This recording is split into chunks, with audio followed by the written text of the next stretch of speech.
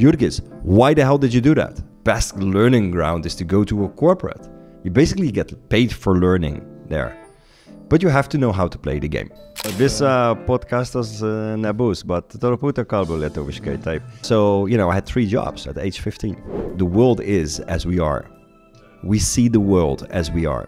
If you look back towards yourself from last year and you don't feel any little sense of ridiculousness towards yourself, you're not growing fast enough.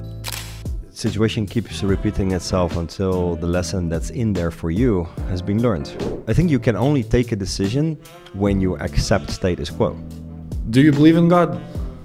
So I'll start by saying that this is a surprise because we got like a feedback from our audience that we use too many English words. So this is our response, an English podcast, basically.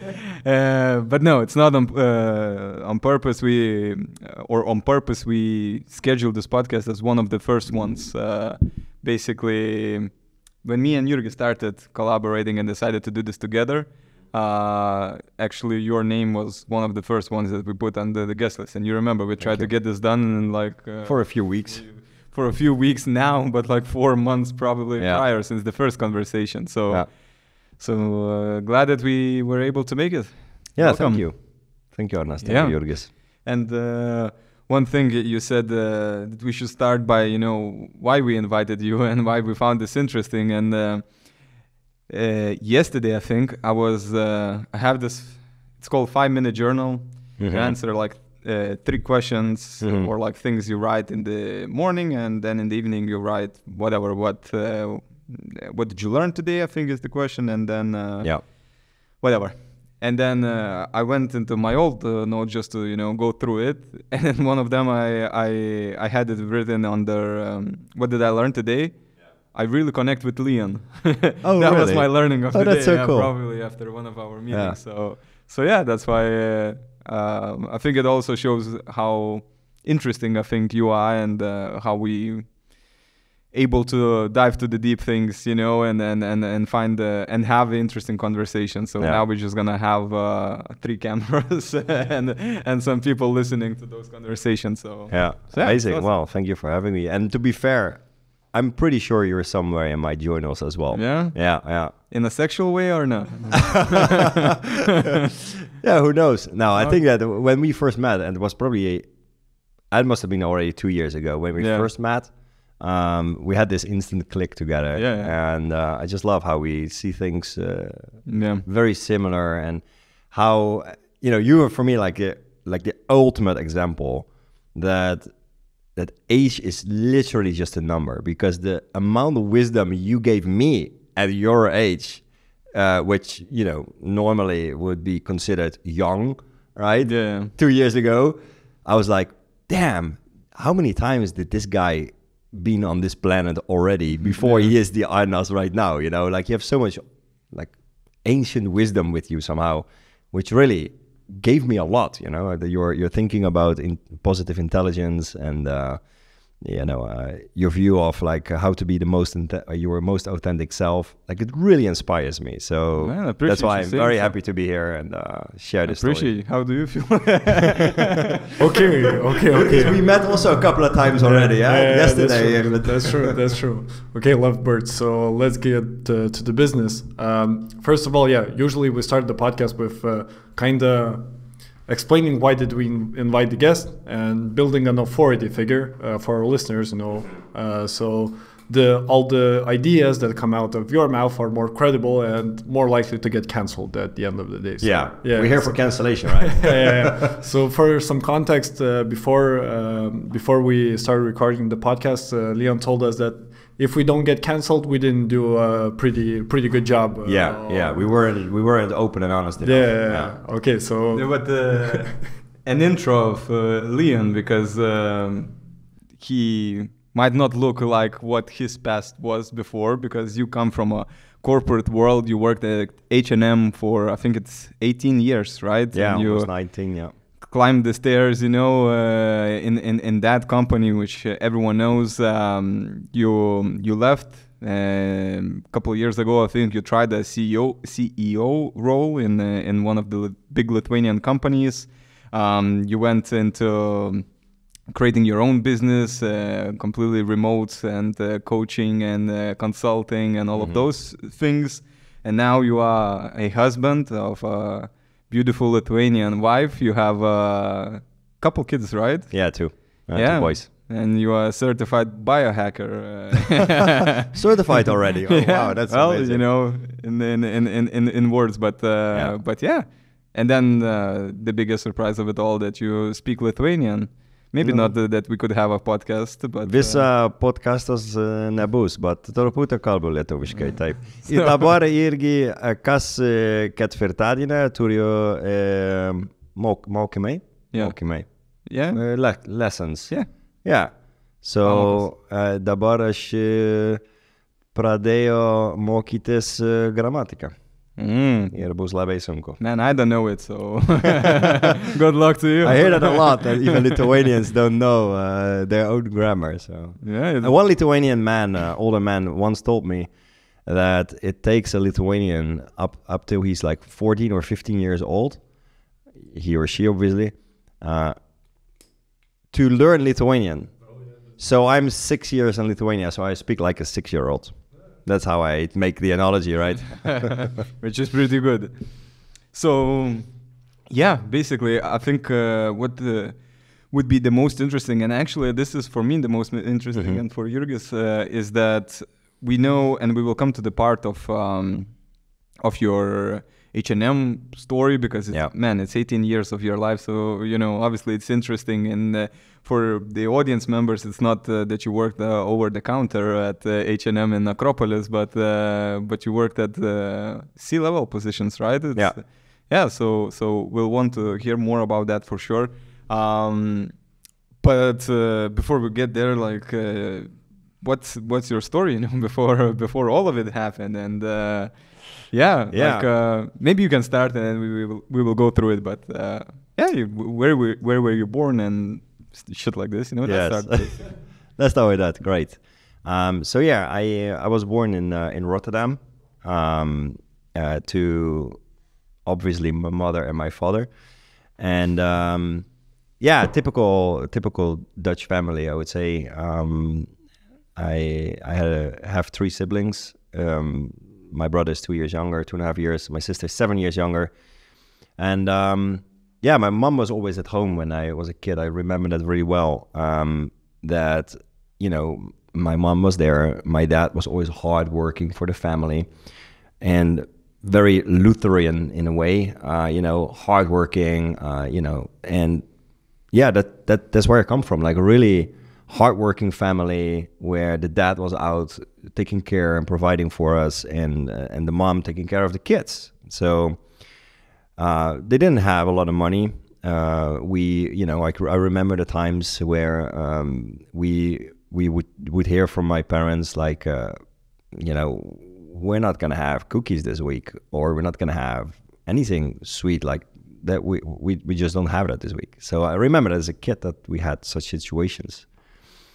But yeah, things were going a little bit better with the family. And when I was like 6, I moved to another neighborhood in the south of Rotterdam, and that was like a rough neighborhood. When I think back on what I experienced when I lived there, and then when I hear sometimes people, you know, saying like what they are scared of in the neighborhood, I'm like, damn, I really come from like, you know, I had knives on the throat.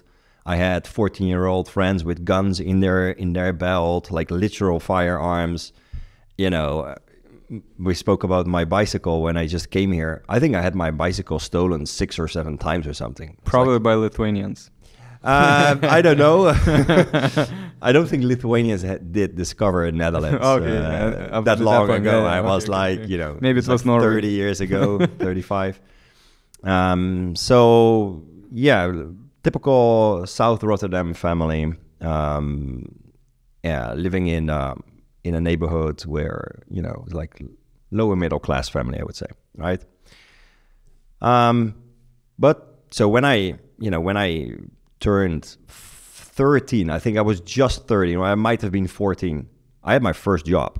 I took 2 neighborhoods to bring like magazines, you know, the TV magazines. Like back in those days, you had those magazines where you could read what's coming on TV tonight, you know? Oh, yeah. I was bringing those. So I was working like all Wednesday till Saturday. I was bringing those magazines to people, and working for my money already, you know, and even my parents saying, okay, so now you can start to pay for some stuff for yourself. So at quite an early age, I got quite good with money, actually. And so when I was 15, I started working for like a vegetable shop. You know, you didn't have large supermarkets. You had large supermarkets, but you still had this like the butcher shop, you know, the veggie shop, the corner stores, yeah. So I literally worked on the corner in a corner store, which was the vegetable shop, you know, like helping the grannies with their kilograms of apples or their potatoes and carrying the potatoes from the truck when they had a new delivery from the auction.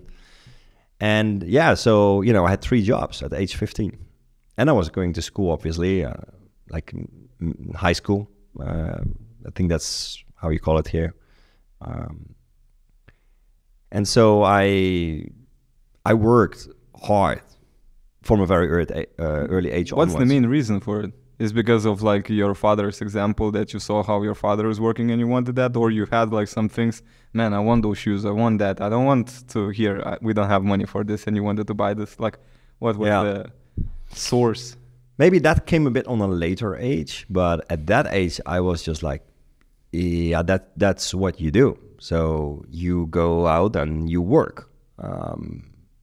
That's what we do. But was that idea like thrown by your mother, or was it just you wanting to work? Because that's a really interesting, you know, like you understood at a pretty early age that you will have to work and that's life. But where does this idea come from, you know? But because from some stories that you hear, you know, there's not enough money in the family, and the oldest kid needs to also help provide the family. So no, that wasn't the case. I could keep most of the money for myself, and I funded my hobbies with it. When I was 15, 16, I had this hobby of building plastic models, you know, like painting them and paintbrushing them and building like this like a battlefield with tanks and planes and stuff, you know.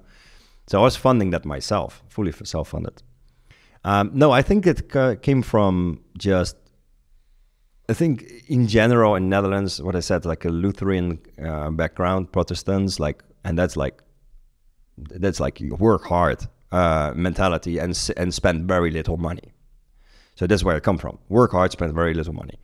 And I don't think that my parents pushed me, but I think I did want to live up to their example of, especially my dad, like, you know, you work hard and you get money. That's what you do. So I think your siblings are younger or older? Yeah, my brother is two years younger. My sister is 7 years younger. Okay, so that's why you were you know, it wasn't that your brother is, you know, doing this and then you want to do it. Yeah, like you were leading the. Yeah, pretty much. But then my mom started working. When I was 15, my mom started working as well. And by the time I was 17, she worked at H&M. Oh, wow. So that's where the story starts, with H&M.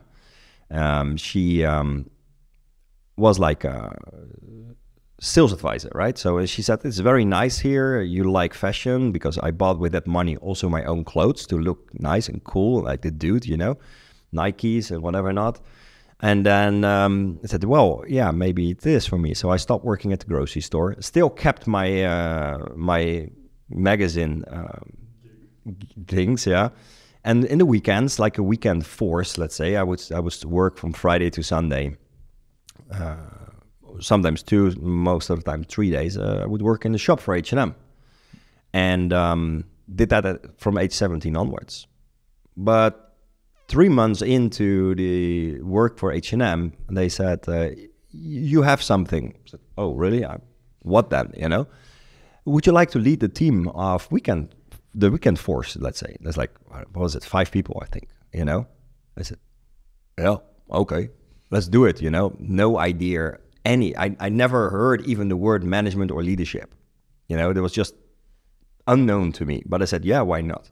Wait, this is the perfect place to stop, because we will get to H&M. And Yeah. this is gonna be like a teaser now to hear the rest of the story. But I'm curious about the environment that you lived in, because you said it's tough environment overall. Like in our family, we were Lutherans, where it's to work hard, spend little, and this type of environment. But I'm curious about the environment in your daily life, like the friends and the shit that you saw, as you said. Like what impact did that do to your character and personality and all of those things that it built? Do you look at it more positive or negative things or perspective? Positive. Now positive. There have been times where I look different to it. Memory is not we don't recall the past, we reconstruct the past. Memories is a reconstruction of the past, right? So we remember it how we are today. So today I'm different, and I look back at it different as well. We were, by the way, not religious. It's just a natural notion in Netherlands that we are greedy, we don't spend money, and we work hard. Like that's just in society, right?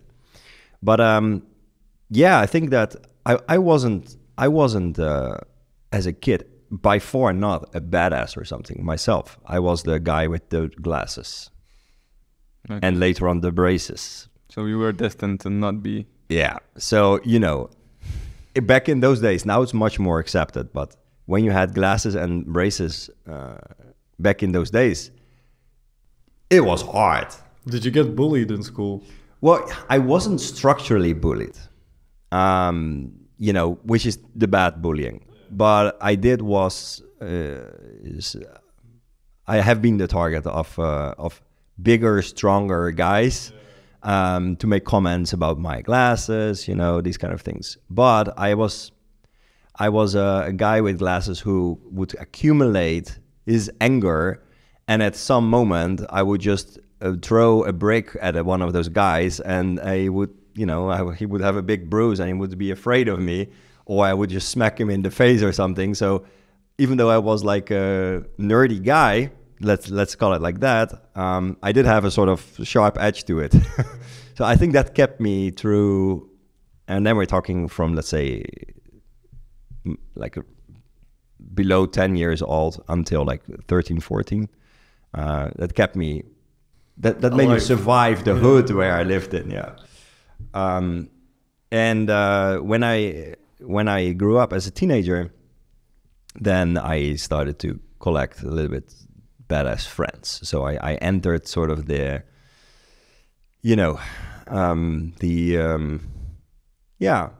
I was at a certain moment like part of the notorious group of the school sort of thing.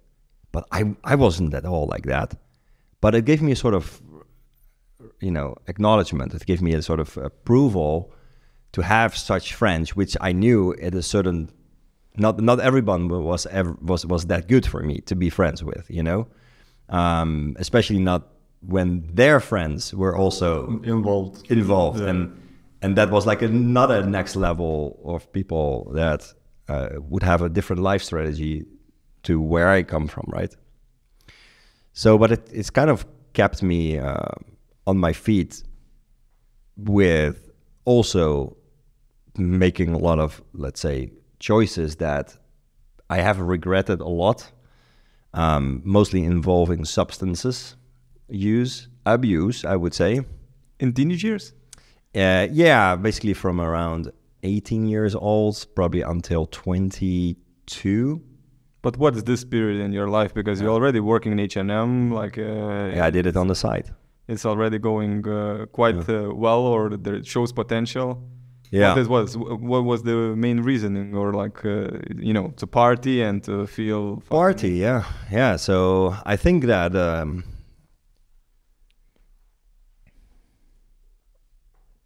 when I look back right now, from where I stand right now, I understand what I was looking for back in those days. What was it? An elevated state of awareness, an elevated state of being.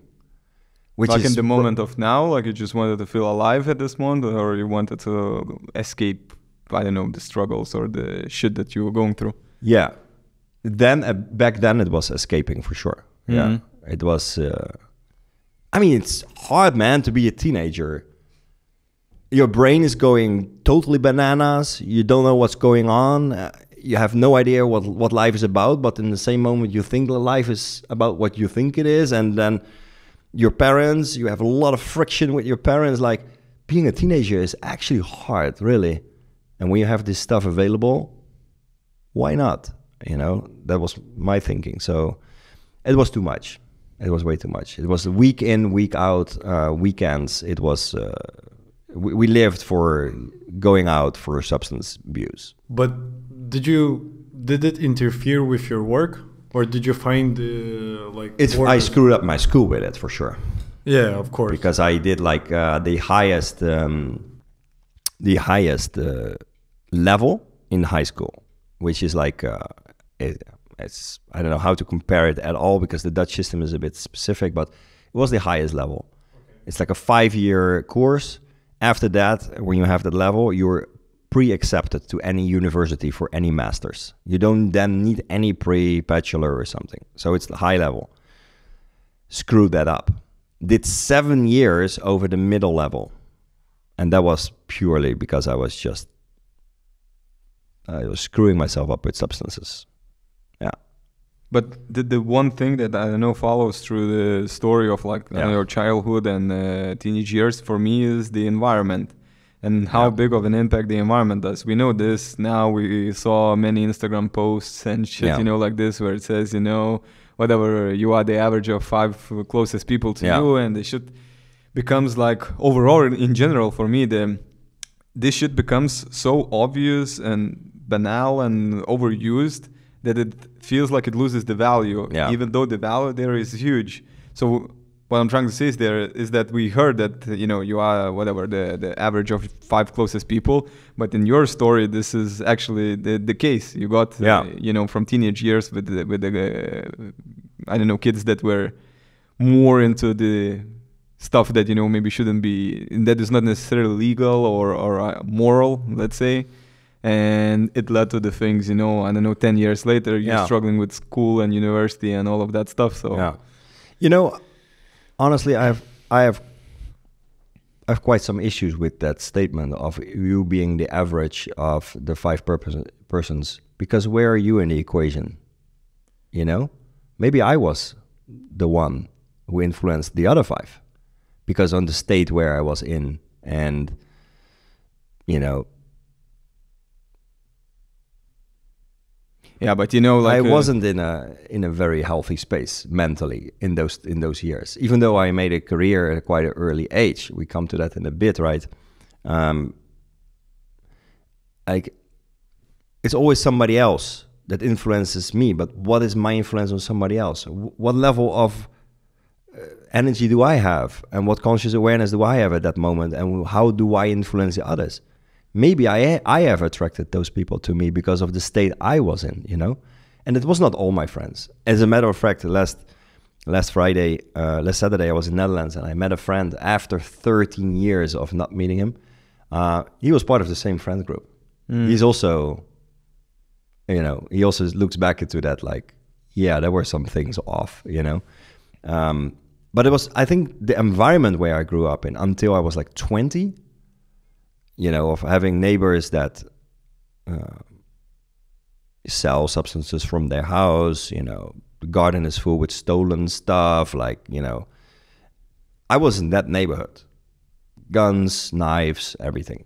It's no joke. It's like, that's why I was in. I think that have an impact on how you look into the world. So many of the people that lived in, let's say, the 200 square meters, 200 meters or radius around where I lived, I know of a few that actually ended up very shitty in life.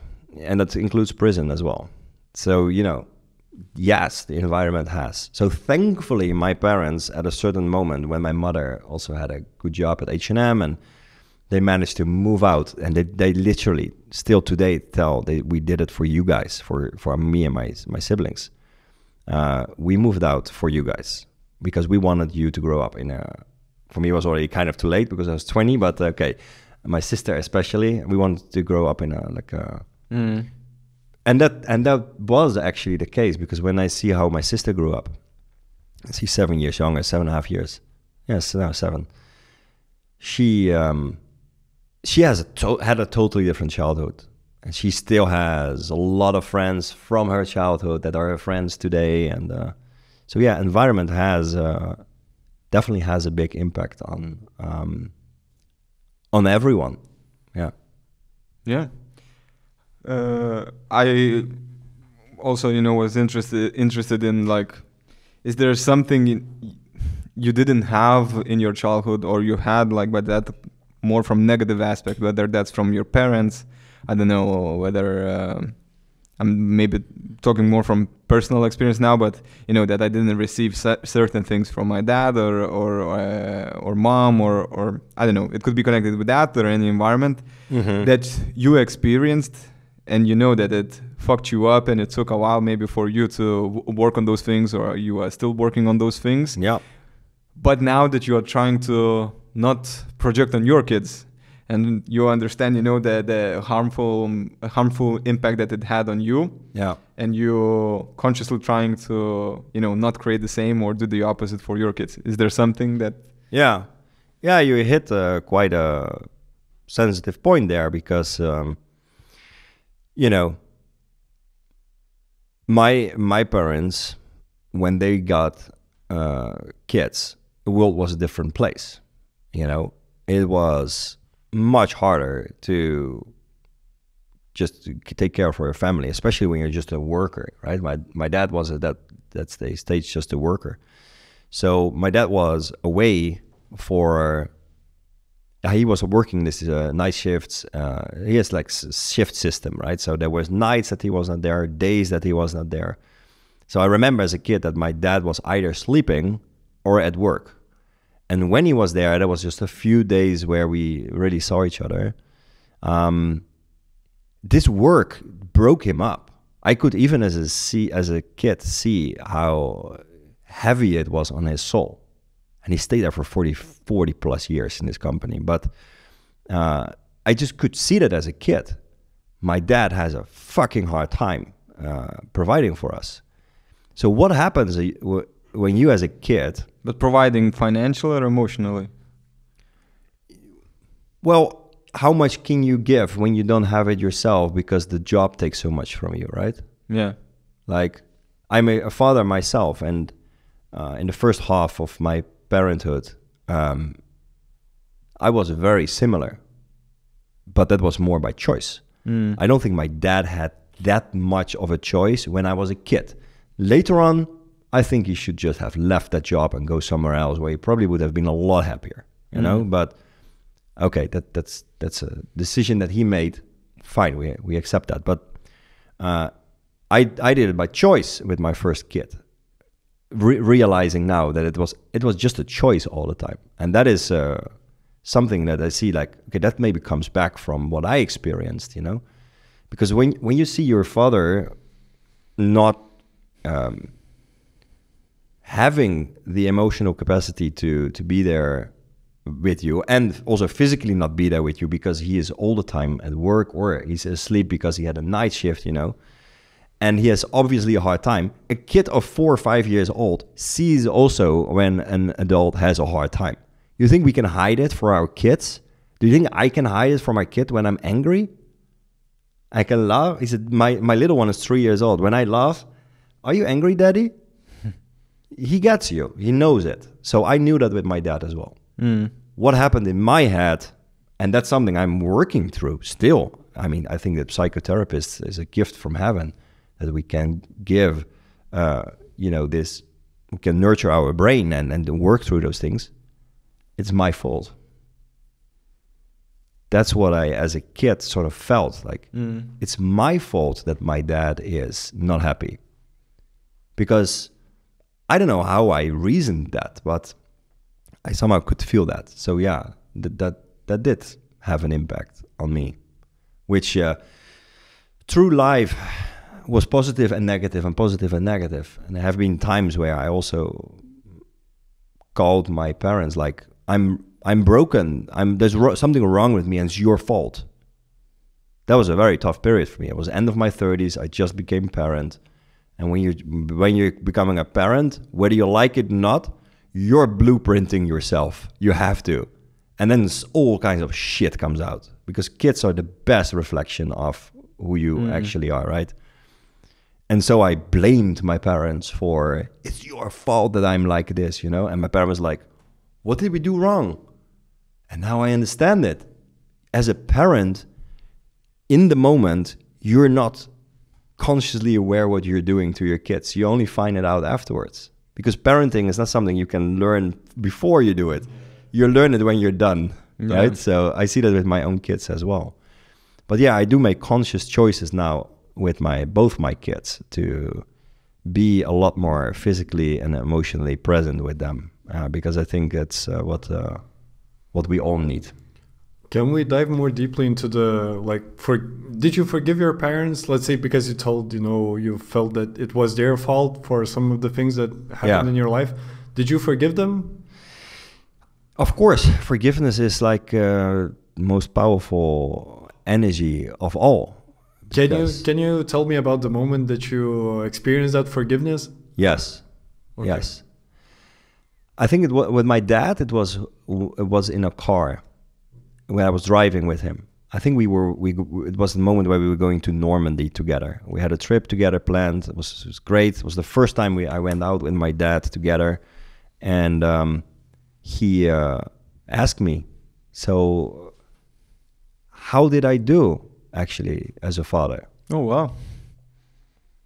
And at that moment I was like, I just sort of went through like a, that when you die, you see all these images. I saw all these images of him like making mistakes,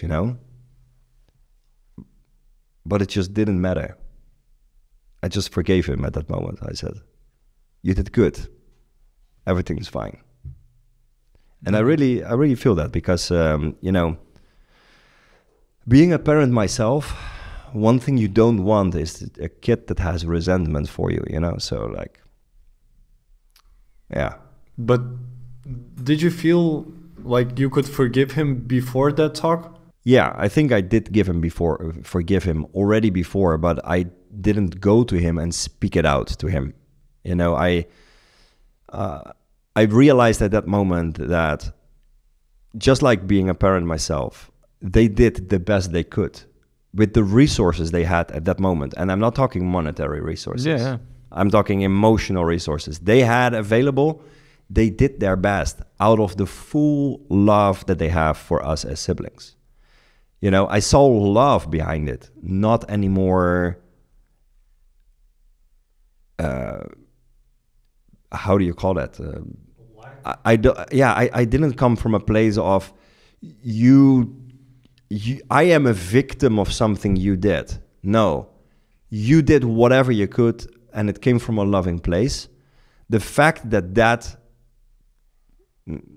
changed or created certain patterns in me is just maybe an uncomfortable consequence, And that is somehow what I realized when he asked me, that he was busy with that. That means something for me. Yeah. Okay. I really wanted to ask this question because I had a similar experience. You are going very deep. Yeah, I can see it. Yeah. I wanted to touch. But the emotions you're seeing is from pure joy and love, that I, first of all, I'm very lucky that I still have my parents, but also that I'm so grateful that I have this learning, because the worst thing is to go through life with resentment inside of yourself. That's just devastating for yourself and people around you. Yeah, exactly. Yeah. Because I had a similar experience. I told this story, Arnas, a long time ago, so I'll just repeat it shortly. Yeah. But I also had some friction with my father. Yeah. And at that point, I didn't understand what was happening. Like, I could see some details, but the whole background, I didn't understand it at all. Yeah. And what happened, I had the chance to let's say we didn't speak a lot about the hard things, that were happening. And I was let's say, ignoring them, or maybe just, I was too scared to talk about them, whatever the case might be. But eventually I had the choice, not the choice, but the chance to finally honestly speak about that thing. And it was I'll give you the backstory of this picture that you asked me. It also has an emotional attachment to it. Yeah. Because I came to my father's place. We ended up cooking a meal together. Maybe we drank some beers or smoked something. We don't get into the details. And we started listening to the Pink Floyds, and we started talking about everything that has happened for last 5 years, because it was a true roller coaster. And I finally could, before that talk, well, why was I asking you, if you could forgive before? Because when I was coming to his place, I was still mad. I was still pissed off about a lot of things, and I couldn't even imagine what was going to happen during that talk. I was kind of expecting it to be a simple dinner. I get out and that's it. We move on with our lives.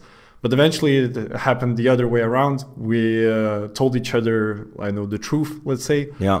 And I finally managed to accept it and, forgive him. And also, let's say, come to a conclusion that, holy shit, my parents did a lot for me and they did it out of love, just as you said. And, it's sometimes hard to understand the whole view, and it's easy to judge some actions because you don't know what's happening behind the scenes. As a kid, especially exactly. Even as a teenager, not.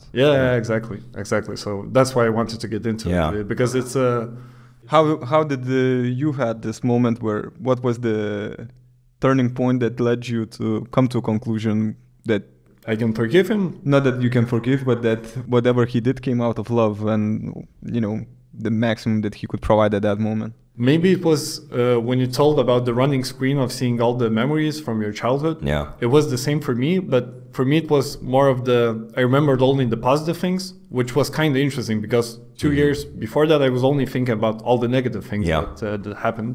So I started going through the positive things and I realized, holy shit, I was raised quite good. I didn't have the experiences that you had, living in the hood, trying to provide for my family. I didn't have any of those struggles. I had different struggles, of course. But then I understood that he did the maximum that he could. And who am I to judge? I still don't have kids. I know I joke with this about this with my girlfriend a lot. How can I even imagine having a kid if I'm not able to fully take care of myself? So that was also the case with my father. Guess what? That moment will never come. I understand. You just have to get the kids. I hear that a lot. Yeah, that's true. Yeah, but you give me goosebumps because, what you said about you suddenly start to get all these positive memories. I experienced exactly the same thing. The moment where I said, whatever was wrong during my childhood, whatever wrong means, right? Because in the end, wrong is just your judgment connection you give to it. Yeah, it's a judgment you give to it, right? But let's say it wasn't constructive for me what I needed in that moment, right?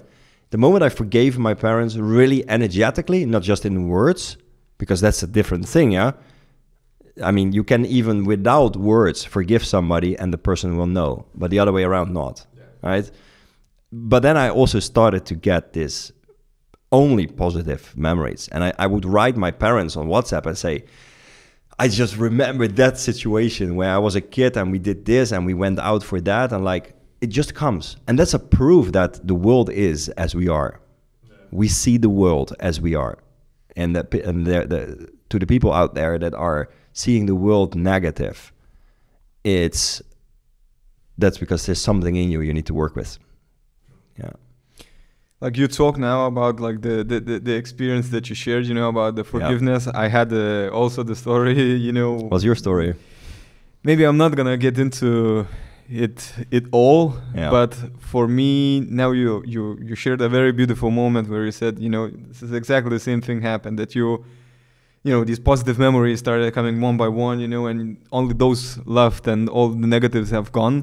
For me, I guess I am in the process still of it all, because I feel like, and this is where we can discuss or you can help me out, but I feel like I don't have any resentment or I forgive. But because for me, and why I asked about the source or the turning point, because for me that was guy that I go to the camps, I call him, I don't know, my teacher, Amandas, I think I told you about. He told me actually this one thing, and he said, I told him all the story, about, because everything happened all at once, and because I didn't feel any negativity, any resentment. And actually, I think I told you actually the story, because I met with Madara, you also know her. And then I talked with Danius, you also know Danius. And then in one day there was felt all of my life's resentment just came to the surface to the fullest. And it went from having extremely great relationship to where I cannot even hear the voice, and I cannot even, but the thing that helped me was Amanda's, and he just randomly asked, how am I? I told him similar way, in a couple of minutes, the story. And he just asked me one question, he's like, do you believe in karma? And I sat and I understand the concept as everyone else in the world probably understands, what it means and how does it work. And I said, yeah, I believe in it, if you do something wrong. And you told today about, the bike situation that we discussed, But yeah, point is, I understand it. And he's like, he explained maybe I'm not gonna exactly quote, but the concept is the same, is that if you believe in karma, you believe, in other lives.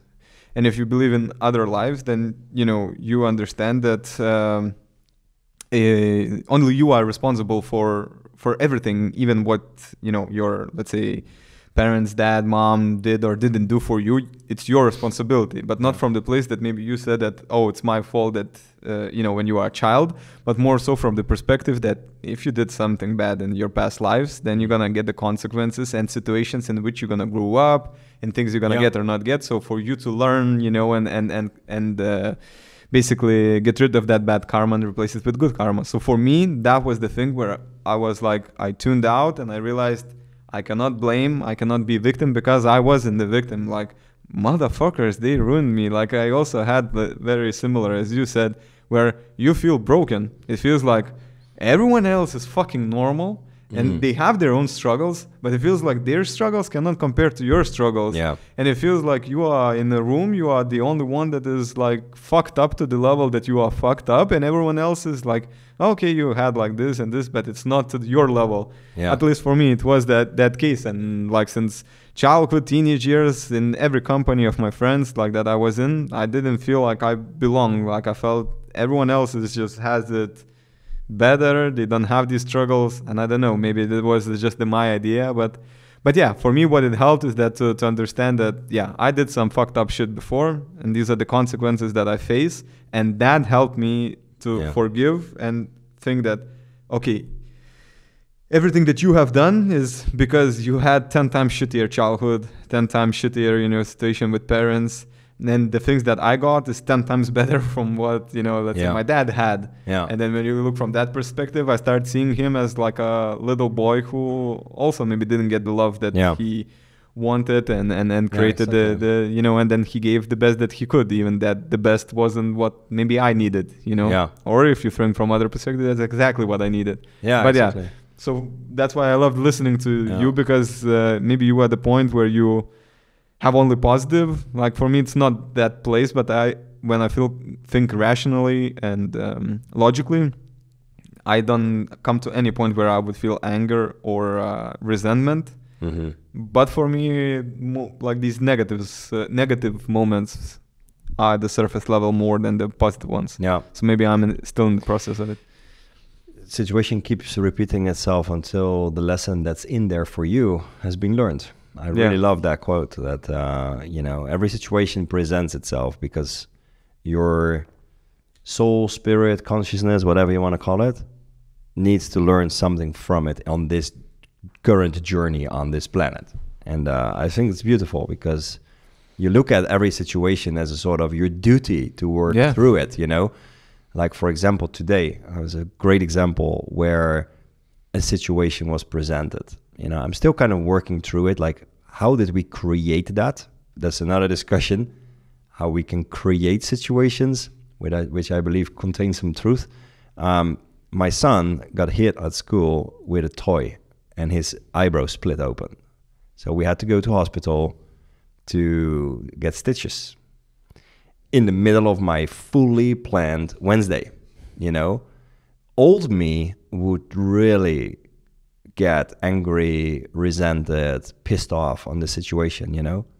Totally not what my son would need at that moment. He would think he's the problem. He would think, my daddy is angry at me because I did this, you know. Because of him, we are here. But that's where I came to see, like, okay, so this is the lesson for me today, to get maximum patience and support my son through the situation, which was very stressful for him in the hospital with everything, you know.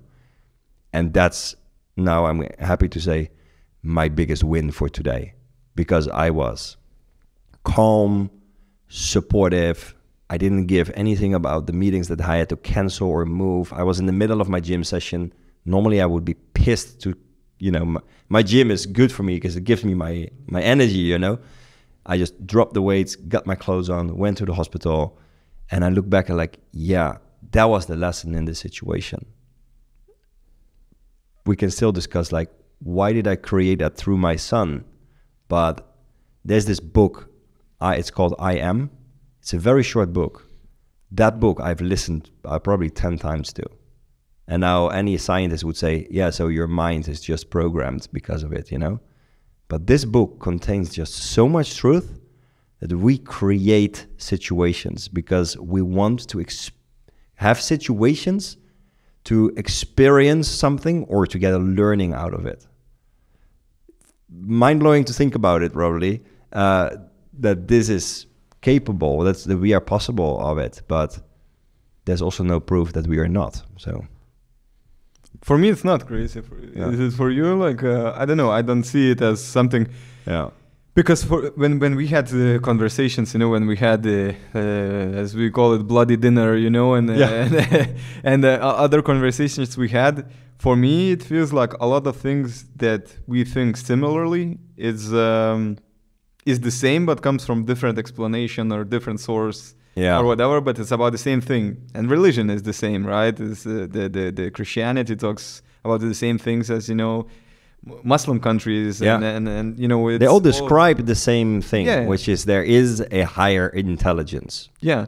And, you know, what you have to do or you shouldn't do, and how to create whatever good karma in Buddhism, and, you know, the whatever rules in Christianity, and all of those things. So it's all connected. So I feel like the same things, you know, between the things that we discuss, because for me, what you just said is, I would think of it as karma, and this is how I approach it. Is that, as I said, if I've done something in my past lives or in this life, so I will create a situation where, like, there is no chance that I won't need to learn it. I will need to learn it, and I will need to go through this, even if it's gonna come through my son's, you know, place or any other scenario, but it's gonna need to happen. But you can explain, like, from your perspective, how does this work, this situation creation?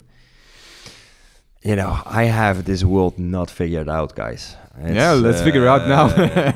We can have it in 1 hour. Really, like, the more, I mean, I don't know if you know the work of Dr. Hawkins, Dr. David Hawkins. No. He's dead. Well, his body is dead, because he describes also the karmic, post-life events, right? That we are a form of energy, and that energy is not going away. It just goes somewhere else. And that energy needs consciousness. Consciousness is conscious, right? All the time. So he describes, he basically researched for his whole career, like 60 years long or so, he researched human consciousness. And he measured human consciousness on a scale by using words or images or even objects or substances, and see whether the body of a person would say truth or false to it. And it would, when it would say truth, it would be capable of resisting a certain weight much stronger than when a certain truth would be weak. Oh, wow. You know? So we would probably not be able to do this experiment here right now, but if I would say to you, your name is Arnas, right? And you would then exert some force on a measure. Yeah. You would have a higher force with a stretched arm. They do it with a stretched arm. Then when I would say your name is Jurgis, your body responds to truth or false. So he then started to measure what is like the lowest level, I think, is shame. That's this lowest level. Guilt or shame is like the lowest level of consciousness. And then we have all this like anger. Anger is already a... But what do you mean like lowest level of consciousness? Well, he measured. Yeah, he measured consciousness. He made a scale from 0 to 1,000 of how high someone's consciousness is. Yeah, okay. But what is high, you ask? Like, No, what is low or high? Yeah, because like how I understand it, shame is a kind of simple emotion to feel, I guess, at least. It's an energy. Yeah, okay, energy. But It's an energy frequency that's measurable. yeah, okay. Yeah.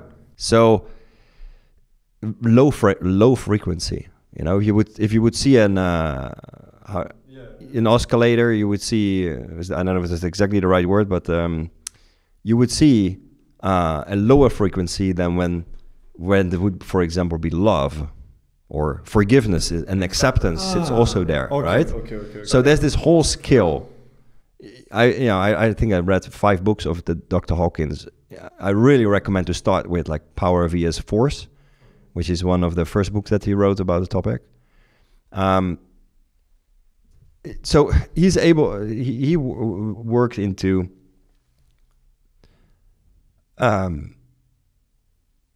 measuring human consciousness, and what he also describes in his books is that our journey on Earth is with the purpose to raise our consciousness. Makes sense. Yeah. So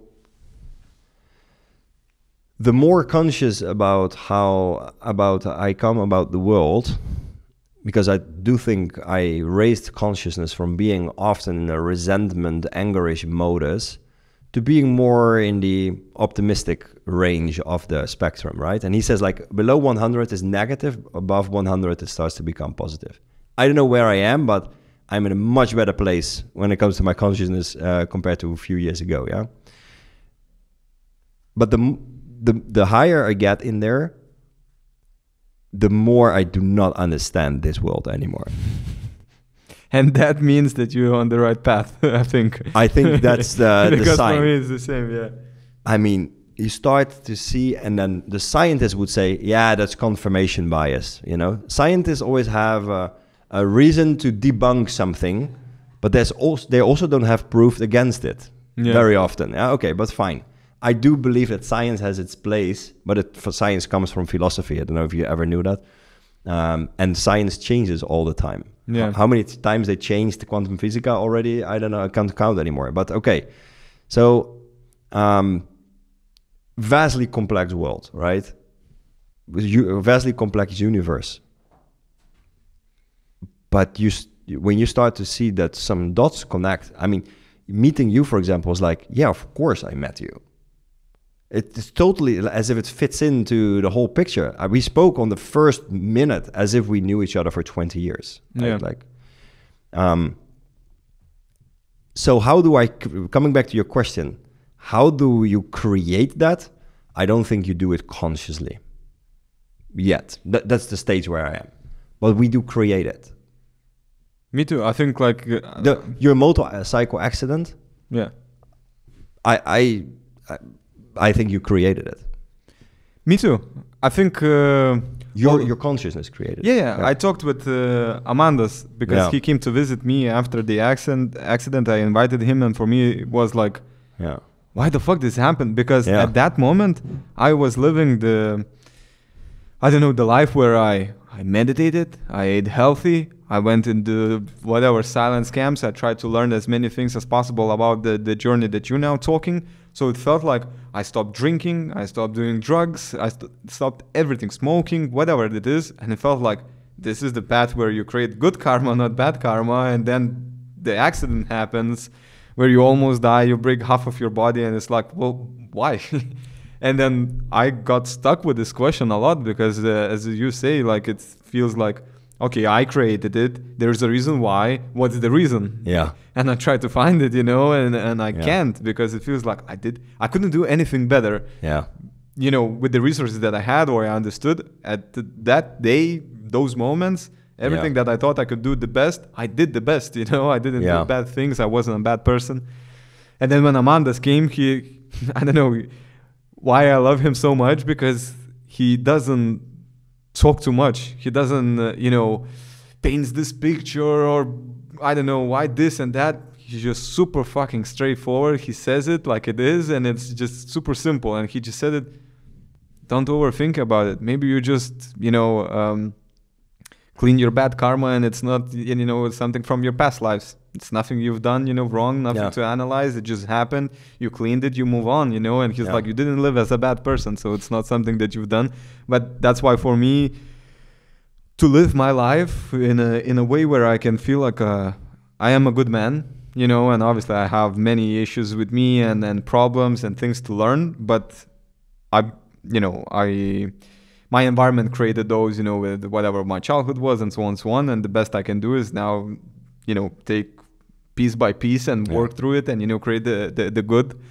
But yeah, for me, the best, what helps to live a good life and clean that shit, as I say, is the fact that, maybe in my previous life I did some shit, and the reason why this is happening, all the bad shit, is because I need to go through it. Yeah. And now when I look back at the worst moments of my life, the biggest heartbreaks, the toughest shit, the I don't know, the worst things that happened to me, I take it as the best shit that happened to me, because one, obviously it created me who I am today, and I'm pretty satisfied with who I am today. But another thing, and this is thinking from this life perspective, is that, and this is, I love after every single thing that happens in my life, like that is really tough. I just got through a very tough period, and now like I'm getting on the other side of it. It's like there's one more thing, or like situation or emotion or a feeling that I can understand when someone else is experiencing it, and I can help and get through those, tough periods, because I know exactly how you feel. Like even when you connected with Jurgis about your dad, and then you said you had goosebumps because you understood, the level of emotion that is there, and that is not easy, and how long you live with all of that heaviness and that forgiveness and what it means. So I love it. I don't know. Yeah, awesome, man. I didn't know where I was going through it with this, but yeah. No, we were, I think that situations like that, you have two choices. You either see yourself as a victim of what happened, or you see what is the win that's in there for you. Because Viktor Frankl, for example, if you ever read the book Man's Search for Meaning, this guy survived 5 years Auschwitz, and he sees that as the biggest win of his life. How does he explains it? In his book, he describes how he was constantly on the outlook for what's the best thing I can achieve today, or what's the, even in that situation, in the worst situation where all human experience is like evaporated from your life, taken away, like everything from you. And he cultivated this mindset I will write a book about here. I'm getting out of here. That's already a great starting point. I'm getting out of here. I'm getting through this, and I will write a book about my experience. And he had this tree, for example, in the yard. There was a tree, and that would be the most beautiful thing for him. And he would go there and appreciate the tree, and then his win would be, I just saw an amazing tree today. So his whole psychology was basically influenced by what he chose to focus on, even in that circumstances. And he describes also how people that were desperate, people that were on the brink of, you don't blame them in such a situation. They would get sick. They would be the ones that get punished. And he kind of stayed away from that. And he sees a similarity into people that also survived it. Those people were maybe not as Viktor Frankl as much, but they were also taking the situation as it is, and how can I work through this rather than I'm a victim, I'm being punished here and I suffer. So yeah, I have this world not figured out, but there is something to choosing what you focus on, really. That's true. Yeah. What about the victim voice? Because from the perspective of how you explain this, it's quite obvious. Like we talked about, and I shared with you about this book called Positive Intelligence, Shizard something.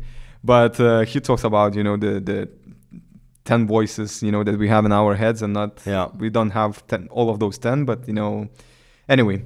But there's the victim voice, where it's like, why this is happening to me, and all of those things. And I want to ask both of you, like, how do you deal with it on every day? Because for me, when now I explain that, okay, I don't have victim voice anymore about the toughest shit that happened to me, in my life, because I think, that now I am able to have higher empathy for other people, and who experience the similar stuff. I can inspire more by sharing my story, and help someone in need. But I personally struggle with the victim, and I noticed actually recently that I didn't see this victim voice, but now I see that I had it, and it's for quite a long time, and it's my post-accident stuff. Because post-accident, I'm like, I cannot do the things that everyone else can, whether that's at the gym or like at the basketball court, whatever that would be, like I cannot do it. And all the time on any given moment, something hurts or something is, I don't know, for example, now my wrists, and like I cannot do a push-up because I cannot put weight on those wrists, even after like, 2.5 years. Yeah. But what I didn't notice is that I created my identity around a guy who has been in a motorcycle accident and now is limited. And I started like making this as an excuse. It's not an excuse to not do stuff, but it's an excuse why I can't do stuff. Yeah. I don't know if it makes sense, but yeah. as someone would ask me, and I would be, but because I was in an accident and so on, so on. Yeah. And for me, I think it was during the silence camp that I did during the weekend, is that I just took myself out of, from further, zoomed out is the word I was looking for, and I was like, man, but now it's like, if something doesn't work for me, I'm gonna blame it on that, and it's not the place that I want to be, because I felt like I'm complaining too much and I'm being a victim too much. So my question, and why I'm saying this, is that both of you, do you ever notice the victim not from the grand things that happen in your life that are very has a strong emotion and feeling behind it, but rather the daily stuff, that it comes on a given day, where some situations. You can start, maybe. Yeah, all the time. I'm, not immune to the victim modus or the judge or whatever modus person is there. I think, no, I'm not immune for it. We have all these systems in all of us, right? Because they are there to protect us in a way, right? They're designed to protect us. Just the way how they protect us might not be appropriate or helping us, really. Yeah. So I think it comes back to being awareness, conscious awareness. That it's hard to describe, and I don't think that I'm I don't want to create the impression that I sit on Buddhistic levels of self-awareness or something. Not at all.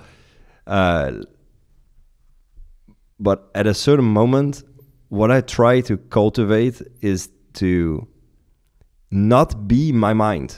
I don't know how strange that sounds, but I managed to be the third person. Yeah, spectator. Like a spectator.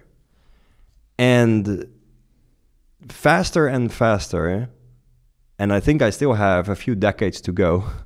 If not more. Or a couple lives. A couple of lifetimes. I see things playing out for me rather than experiencing it myself, So, the 5-second rule? No. when somebody says something to you or asks you a question or something happens, let's say your friend throws your Mac on the ground.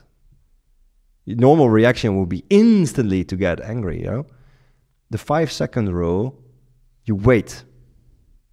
You just observe. That is actually training your conscious awareness. So the 5-second rule goes much deeper, is much a bigger thing than just wait for 5 seconds and then shout the shit out of your friend, No, it's not that. So whenever I catch myself saying something I think in my marriage, it's a good example where I think I take regularly a victim role. Yeah, you are the one who makes my life miserable, because you don't listen to me, or you are the one who is never there, whatever. I can find tons of reasons why I am the victim, And I'm like, Leon, what's happening here, I can observe the pattern playing out. So what's the best way to reverse the pattern is to reverse it. So I go to my wife and say, listen, that was not you, that was me. I'm aware about what happened here, the pattern. It's just the victim voice in me. I shut it down right now. So I love you, we're good. Like yesterday, for example, was a moment where that happened, And how does your wife respond to I don't know? Well, you're coming from, again, back to conscious. I'm fascinated about that consciousness thing, right? So I'm coming from victim sits somewhere on the shame, guilt, it's a low level frequency energy, right? So that is what people feel. Dogs feel that too. Cats feel it. You can enter a room and you can feel the energy in the room, right? So it's not really my words that are affecting her. It's the energy that I'm transferring to her, and I'm lowering her energy. That is what's the real problem. It's not the words. The words is a tiny little percentage of the communication that's really happening. More than, I don't know, I don't have a number for it, but the vast majority of the communication is on an unseen force level that exists, but we don't see. That's what I 100% believe. We can communicate with people without words, just through energy. But do you think that, let's say when you're in an argument, do you need to explain the energy with your words or no? Because let's say you have the positive energy to kind of solve a problem, let's say. And how you're solving the problem, what you're saying might not be the best words to describe the solution or whatever. Totally. For example, I have clients, and I've been in the past in, for example, team meetings, right? I know they are stressed as fuck about their business, and they have actually at that moment, because they are in a low level of fear and worry and anxiety, which is again a low level, right? Low frequency, high energy though. But they do a positive meeting to their team. Hi guys, so we all appreciate you. We have been doing amazing work in the past month, and then you can see it on their faces that the team is not buying it. That's it, because of the energy doesn't match the words. You can say the nicest thing to somebody, but you know whether or not it comes from the same energy. That's true. But I'm more kind of asking of the other way around. Let's say you have a good intention, you want to solve a problem, but the words that you're picking are not the best. Let's say they might trigger another person or whatever the case might be. Yeah. So do you think that you should try to explain your intentions and your emotions and where are you coming from? Or yes. No? Okay. I think so, because the question if at that moment the person in front of you is in a conscious aware state or not. Because if the person is in a conscious aware state, he will understand it. You understand it. You don't need words to do it. So if you see, I think it's generally a good idea just in society when you go around, because we cannot go around in the world and assume that everybody is busy with the topic consciousness, right?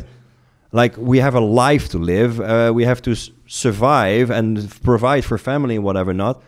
we don't have time to sit down in consciousness. Only the freaks like me do that. But so generally when you go out in live, I always do that. It actually is also because I just learned it from the book. I think it's the 7 Habits of Highly Effective People. Highly Successful People, I believe the title is called. Yeah, probably. Yeah. Always state your intentions. So, I most of the time use it in my communication. Yeah. Listen, I'm coming from, I say, look, I'm coming from a place of trying to understand this better. But why the hell did you do that? Okay. It gives a whole different load to the question. We say, Jurgis, why the hell did you do that? Yeah.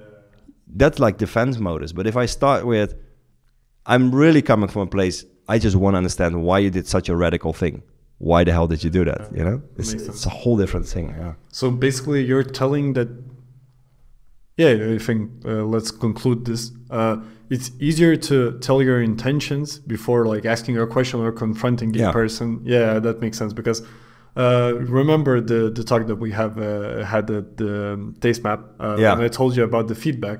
So now I'm kind of understanding that sometimes even I gave the feedback not in the appropriate way from my words, but my energy was kind of, I want to help you, not to smash you into pieces. Yeah. So that makes a lot more sense, to claim your intentions or how do you feel about the situation, and then trying to explain what's wrong or what's right from your point of view. But you also mentioned one part where this is only available when you have 2 people, not being controlled by emotions, and they can be on a, as you said, conscious level where they can understand, because then you are like explaining the things, that you want to portray or understand. But if a person is full of emotions and anger, and you're gonna be like, I'm coming from a place, to better understand you, but the only thing that they want to do is to say, fuck you, I don't want to hear anything from you, so it's not gonna work. So I don't know, I'm going through, this is the part where I'm trying to learn a lot, because I don't think I'm very skilled at that, but the one book that I'm reading now explains it in a way that you have to penetrate with basically with your love by actions. So it's not like, I don't know, in the book it more so talks about masculine and feminine, so it's like, let's say, man and a woman, and then when you hear that, let's say, a woman is full of emotions and doesn't want to talk with you, so it's not the words that you should use or state your intentions, but rather, I don't know, come, hug, lift her up, kiss and say, I just love you so much, whether you're angry or not, but, or whatever. And it's more so by action, not by words. I don't know how that incorporates in, business environment, environment, but I think sometimes it's not only, the words that do the job, or... 100% agree. Yeah, absolutely. I think it's falls with the actions too. Yeah, I totally agree. First question that I wanted to ask before we finally dive into the H&M story. Do you believe in God? Well, God is just another word for the same collective intelligence. Yeah, but you were raised in... I assume that Dutch people are quite religious. No. No? No, okay. I wasn't raised religious at all. No, okay. I think the first time I saw a church from the inside was actually in Lithuania. Oh, okay. 29 or something it was. Okay. Cool. No, not religious, but God, Allah, universe, it's all the same thing. Yeah, higher intelligence. For me, yeah. Yeah, okay, cool. So let's dive into the H&M story. You guys are so interested about the H&M story. What do you think kind of secrets are in there? We hope we hear. Yeah, we hear some shit. How to make millions, and that was what I believed was going to bring me, but it didn't. No, but I think we can continue, because when we talked about your journey in childhood and teenage years, we kind of touched on the H&M, and the last thing that we touched, was that your mom got into the H&M. She got you into H&M. There was a manager or someone that saw something in you after a quite short period of time and said, man, you have something. And you got to lead the weekend team or a setup in a certain shop, right? As I understand. In Rotterdam, yeah. Yeah, and where what does it go? Next? What happened next? Because for context is that, okay, you're working as one, you worked over the counter, as I understood, as a sales representative. Then you got to lead the team, but then the last step before you left is the C-level, like a CFO of was it the logistics of? One of the subsidiary limited liability entities under the H&M group. Yeah, which was I forgot, but it was a lot of thousands of square meters of facilities and but you're 4,000. You're spoiling it now. No, but that's what will make maybe people to wanna hear the story. I wanna show like the path that it took. It's not like just 18 years. It's like, how the fuck do you go from here to here? Yeah. And for me, it's not like the final step of the journey in H&M is the curious. For me, it's the journey. How do you get there? But we can get to the point where it's like, okay, just go ahead and... Yeah, this is probably also interesting for people who want to make a career, right? Especially in corporate world. Yeah, because before I want to start, there is lately this narrative around that corporates are by definition nefarious, and they are there to put people to work as slaves, and there's more and more this narrative that it's not sexy to work for a corporate, right? But that's again coming from a place of resentment and anger, and definitely not positive. I think it's a very positive experience to work for a corporation, and anybody who wants to get, professional experience and business experience, the best learning ground is to go to a corporate. You basically get paid for learning there, but you have to know how to play the game. And that's what I learned to do at quite a young age, because, I started at age 17. So I was introduced to leadership and management at age 17. I had my first leadership experience at that age, and I enjoyed it so much. I realized that there are forces that drive the team to perform or not. There are unseen forces at play. Now I know that it's called culture, right? Back in those days, I didn't know that. Like, what's going on? And so I really was so fascinated about what can I do as a leader to make people feel good in the workplace. And I decided not to go to university or anything. So I didn't study. I barely got my diploma for high school after 7 years instead of 5. But I stayed at H&M. And first I worked at the store, and I grew into like a department manager, and then I became like a shop manager assistant. So 120 people store, shop manager trainee, I must say. But I was attracted by where all these garments are coming from, all these clothes, like where is that coming from? I mean, I see just the boxes, plastic boxes coming into the shop, but there must be so much more behind it. I'm curious to learn about this. And so I asked if I could go to logistics in H&M. And I got offered like assistant warehouse manager. Wow, I was so proud, 22 years old, assistant warehouse manager. That's awesome. I got my own little warehouse. I think it was, it must have been 5,000 square meters, maybe 10, with racks, with boxes and everything. And I got to lead a team of like 50 people there. I had even like team leads also already. So I was like a little shop manager in a way, but then on the logistics side of things. And great, everything was going well, I was seen as the rising star talent. And then 1.5 years later, they offered me to go replace the warehouse director. I was 24, 25, probably I was. But what I don't know. The steps that you are making for me is like, where is I don't know, why they don't promote, like if you were assistant to the manager, why they don't promote the manager and you go from assistant manager to the director? Like, why is this happening? I think a lot had to do with enthusiasm. I always heard from people, when you're so enthusiastic about your work, Like your energy is contagious, and you so want that we feel bad not giving it to you. But back in that moment, I didn't understand what was giving me this career success. Later in my career, I understand what it was, and that is that I always made the life of my superiors easier.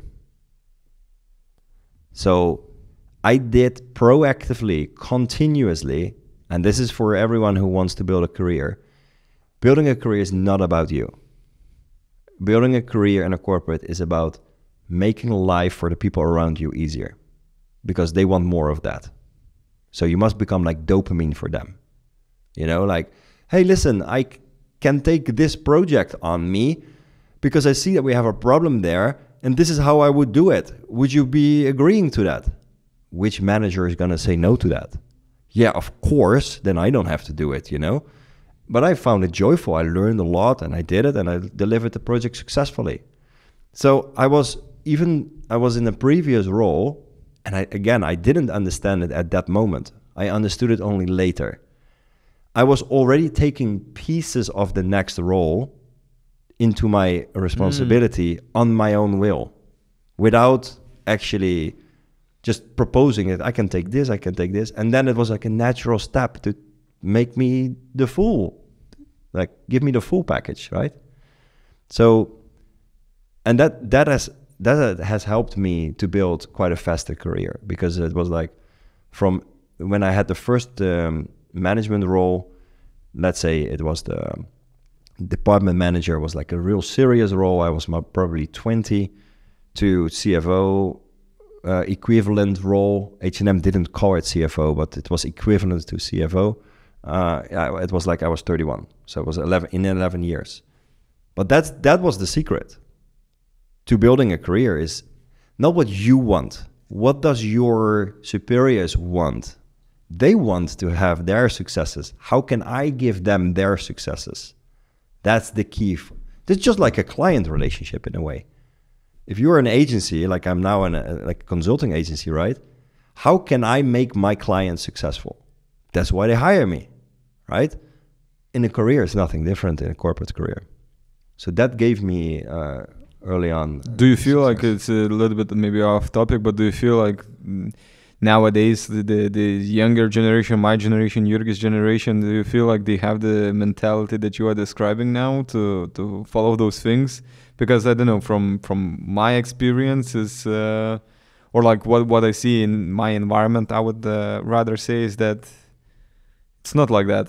Or like or would you say that the startup environment and corporate environments are very different in this specific scenario of like people wanting to, I don't know, just do the extra mile, walk the extra mile, do the things, that you are not expecting them to do, because no one expected you to, take on the extra projects that you see, that someone is struggling. You saw that as opportunities. Do you feel like it's the same, like on a bigger, perspective? It would be quite generalistic to say that none of the people in your generation are driven to do it in a corporate, right? I think a lot of people of your generation are, because of social media, influenced by the 9 to 5 is bad narrative. That's what I believe. You shouldn't enslave yourself to a corporate. That's the narrative that's out there. One of them, right? So you already start off with that belief, because we don't choose our beliefs. Beliefs get installed in us. So especially when you're on the younger age, start to consume. And I mean, I met so many Gen Zs that hate corporates. I never want to end up in a corporate, So that has changed. What also has changed is that as humans change and environment changes, people's needs in the workplace change as well. So we're now in this phase, and that's a lot of this part is what I do in my job as a leadership coach in my business, is that my generation, or the generation of my grandparents, that was pure survival. the generation of my parents is like, that's what loyalty is about. Loyalty is what pays you the bills, right? Then comes my generation.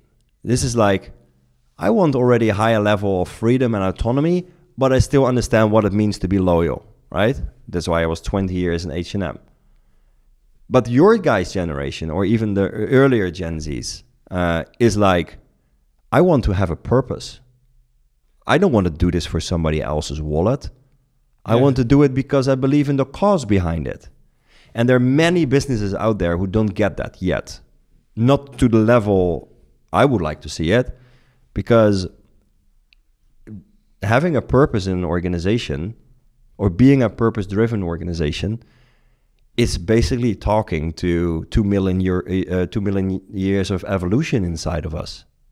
Because we always had a purpose when we were in tribal times. You know, that's like was logical. We have all one common purpose. That's why we are together. We are here to establish our tribe and survive and thrive and build out our city or whatever it was, mud houses. We always had a purpose. And Andrew Huberman is great about this, how he describes it from a neuroscience perspective, how we have all these reward systems that drive us to achieve more all the time, but only when we have a purpose. Otherwise, it becomes an extrinsic motivator. You know, like we're doing it for the money. We're doing it for the status. That's emotional pressure or economical pressure. Or we don't do it, we do it because otherwise I have nothing else to do, which is in a way inertia, right? There's extrinsic motivators. Still can get us up in the morning to go. It's a motivator, but it doesn't motivate us for the long term. So if you have organizations that are motivating their people with the belief that the big bonus at the end of the month or year is what will keep them engaged, that doesn't work for you guys' generation anymore. You want to feel like you're contributing. And we have a natural innate drive to want to contribute. So organizations must morph and transform into that. And I think that in my journey of leadership, I somehow was, I don't know, gifted, talented to realize that in the people around me, that they need more than just a job. They need to feel like they belong and they have a shared purpose. But how do you find purpose in a fast fashion company? That's one thing that I wanted to ask. Kind of like, did it clash with your values at all? Or it was like, you didn't think even about it or whatever? But yeah, like, how do you find purpose in a fast fashion company? Especially when we're talking these days, you know, back in the day, I don't think it was such a big of a topic, but let's say, let's get back to that. Yeah. Well, I think that H&M has a great culture. At least it had a great culture when I was working there. I don't really know how it is right now because it's been 7 years, right? So you don't only choose a company for its cause. I mean, one of my biggest clients in the past 6 months, where I actually played a fractional role, I was their fractional CFO to help them out. They do manicure. What do I have with manicure? Nothing. But it was the culture. I said, yeah, let me be part of this culture for the next 6 months as a fractional role, because that will be super exciting. That is a culture that nourished me, a culture that just energized me. And I just woke up in the morning excited that today I actually work for that client. So you don't only want a purpose. Purpose is one of the aspects we are looking for. We're looking also for belonging, right? So H&M is very good at that, to create a culture of belonging. At least that's what I have experienced during all those years. Because it's very hard to create a purpose for everyone in such a large organization. Because, you know, when you have people that earn a salary below what's hygienic in low salary countries, even though H&M is a good payer, I must say, generally, they're not they are not busy with purpose. They're not, because they have high Maslow pyramid, right? Yeah. They are busy with the basics. Okay. So then purpose matters a lot less. So when we're talking about generations, yeah, let's say our generation trying to find more purpose, yeah, what do I think about it is that we have this problem. Well, let's put it in a word as a problem, yeah, of finding purpose in our work, because we don't lack things. Like, I know we have the basic needs figured out, and now we're kind of solving the second step of the pyramid. Yeah. Do you agree with that? I totally agree. Okay, makes sense. We, because it includes me, what hard times have we experienced? Yeah, I experienced the 2009 crisis really consciously. But did it really affect me? Not really. Okay, maybe I value security more because of it, you know?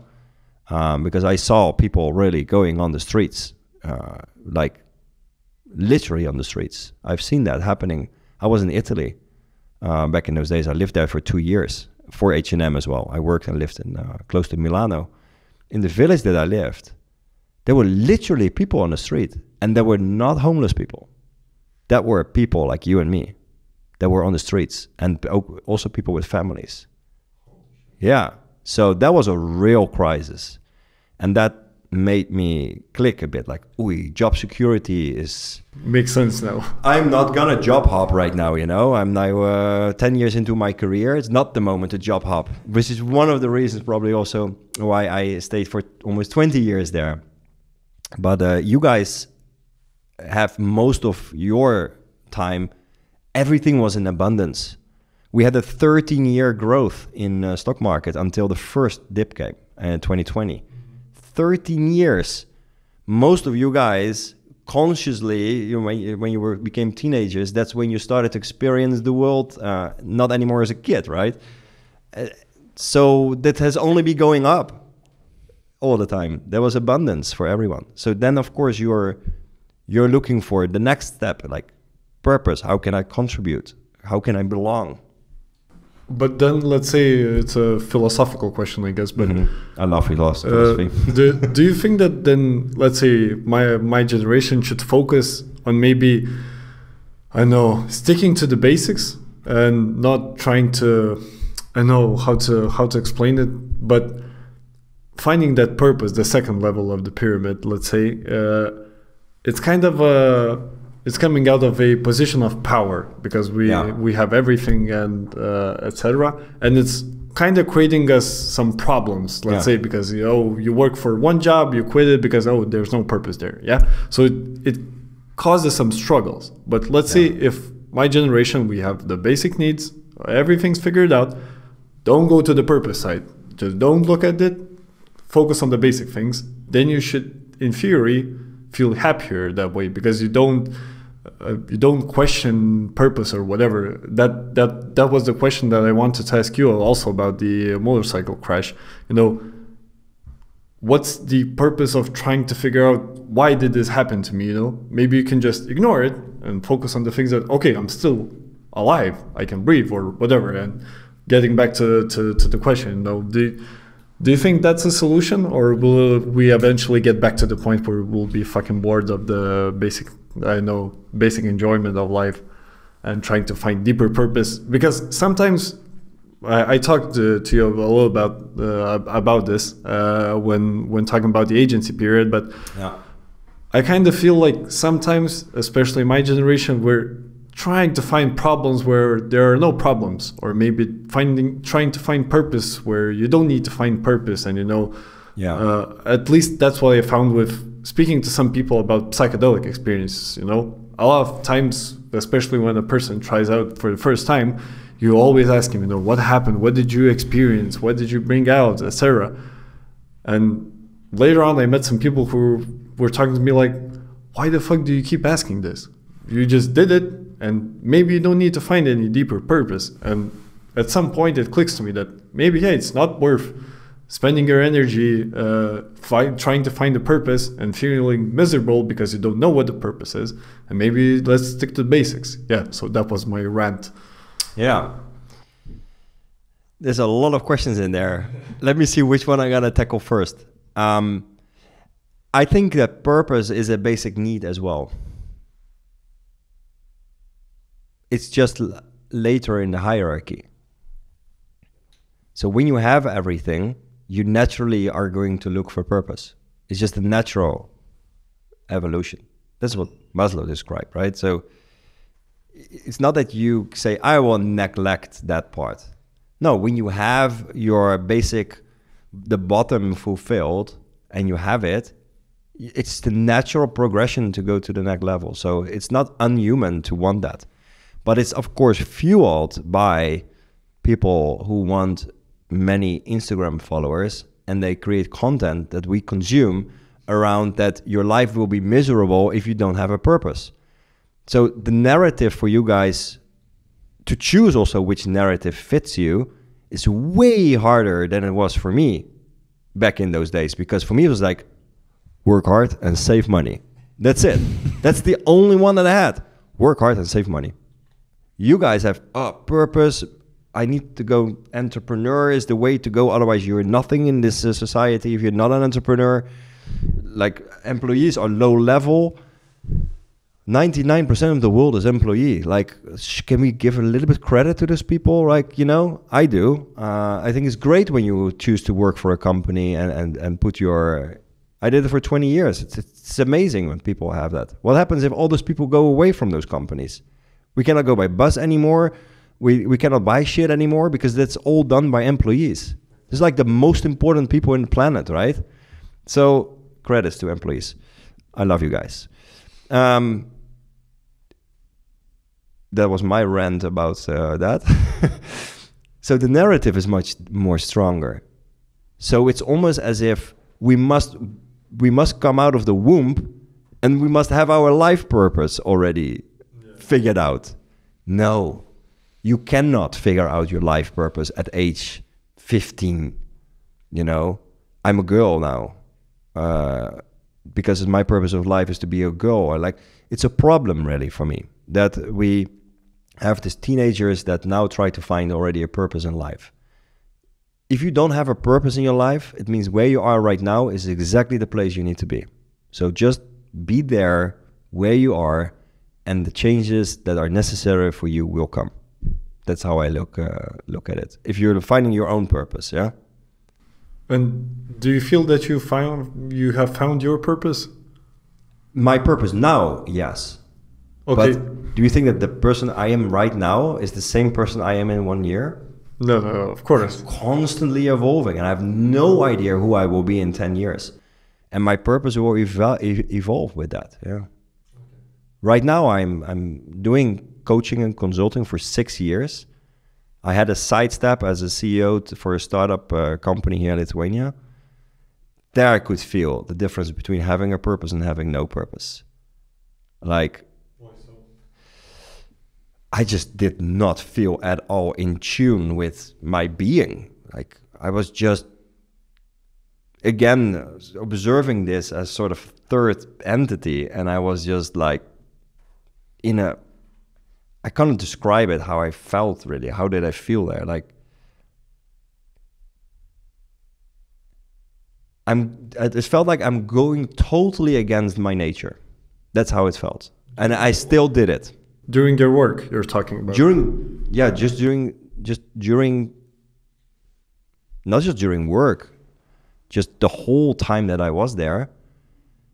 When I look back and I summarize that, I was going against my nature. And that's exactly what I needed. Exactly what I needed to reset the brain and say, that is not what I want. And I went back into coaching and consulting, and this is not work for me. I wake up, when people ask me, what are your hobbies? My business is my hobby, literally. I just so love to work with people and coach those founders on leadership and organization, because I just see the excitement that I give them also, and suddenly they know how to run their business better. That's amazing. Like there's just no better feeling. So yeah, that's for me my purpose right now. Absolutely. Help founders that are stuck, don't know how to run their organization while the company is growing, or don't know how to detach from it, or not knowing something is fear, right? So when people don't know how to do something, it kind of triggers fear. Like, how's my future going to look like? I give them a new future. This is amazing. Yes, that's my purpose. But do you think that working at that company, like that period of time, do you think that work was the cause of your, I don't know, mental crisis at that point, or no? Like not finding purpose in your work. Yeah. Is that the right conclusion that I'm trying to make, or no? Yeah, I think it was a combination of several things. It was a misalignment in my values with the values of the business. It was indeed not finding an intrinsic purpose. It was, I realized afterwards, I was extrinsically motivated by the shiny object syndrome. Like I thought, I will make this a unicorn. And when I look back, I'm like, serious?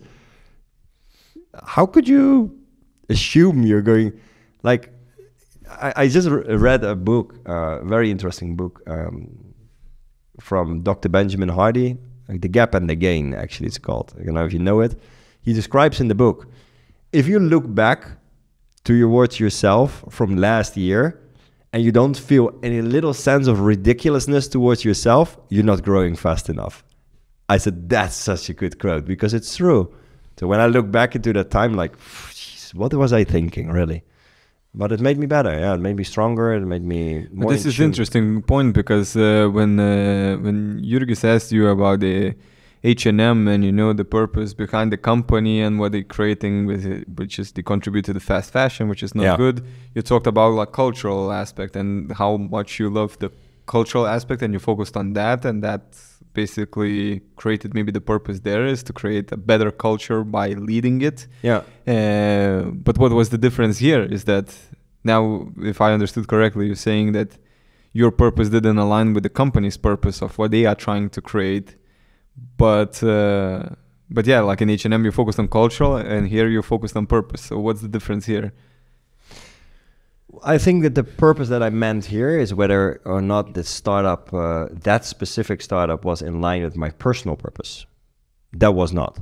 In a young startup, it's very difficult to identify what is the real purpose behind, especially when it's a startup that's created out of a market need, which is an extrinsic motivator.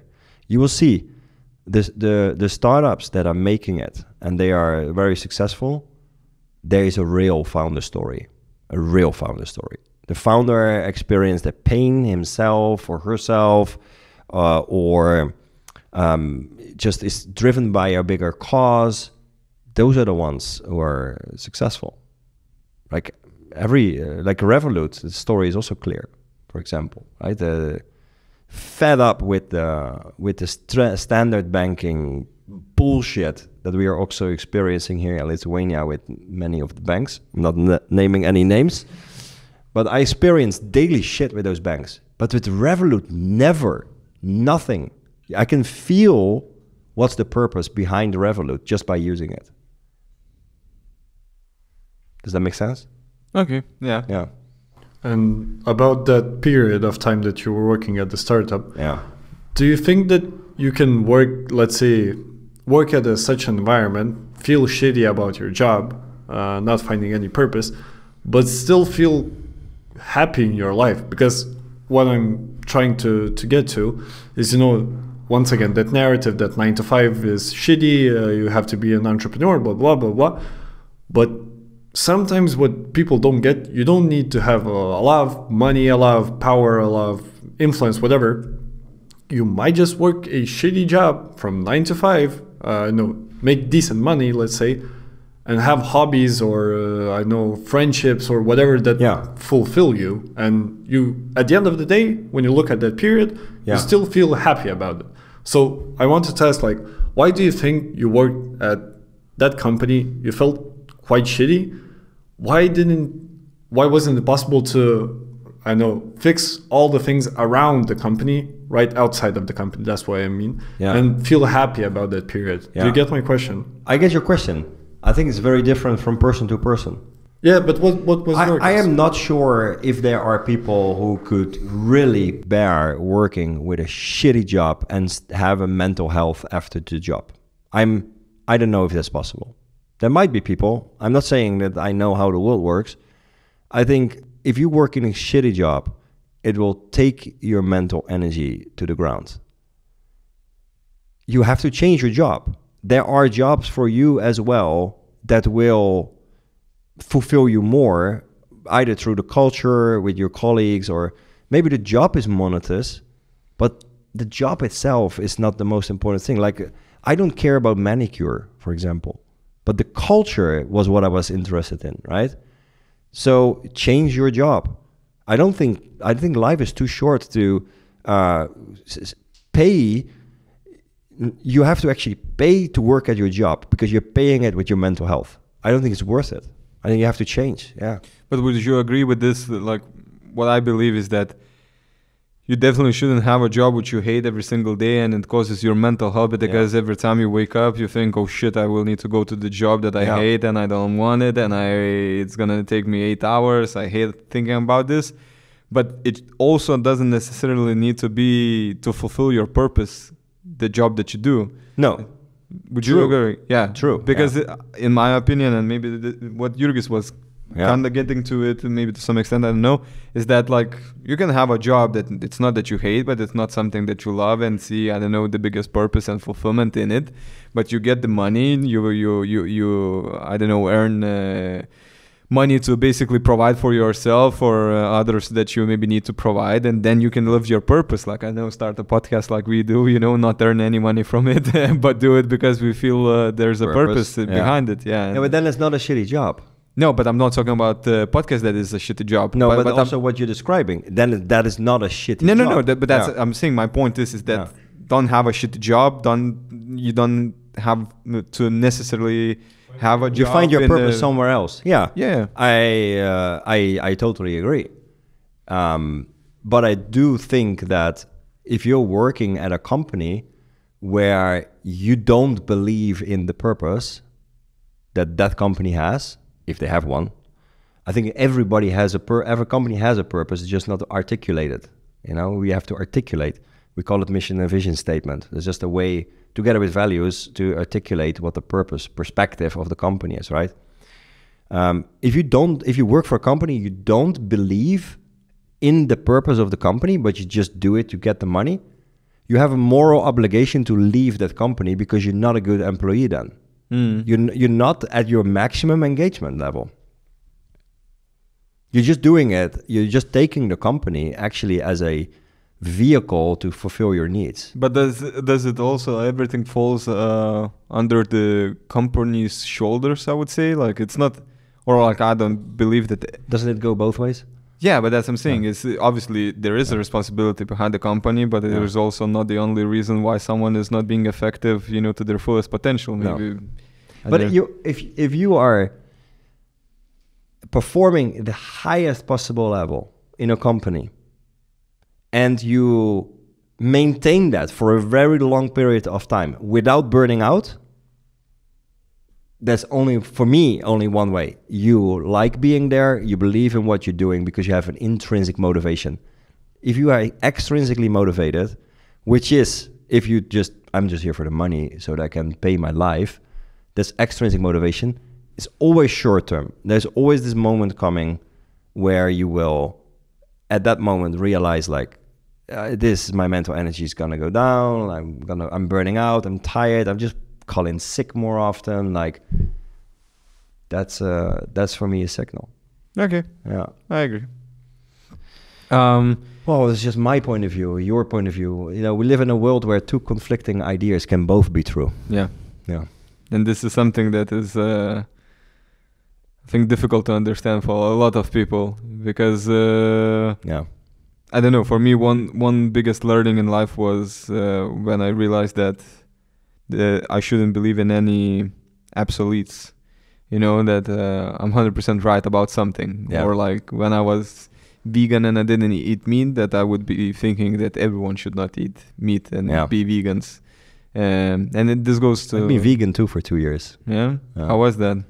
First year was great. Second year sucked. But this is like with 95% of people what experience, me included. Yeah. But they want us all to eat only plants. So yeah. I wonder how we're going to do that. Yeah, me too.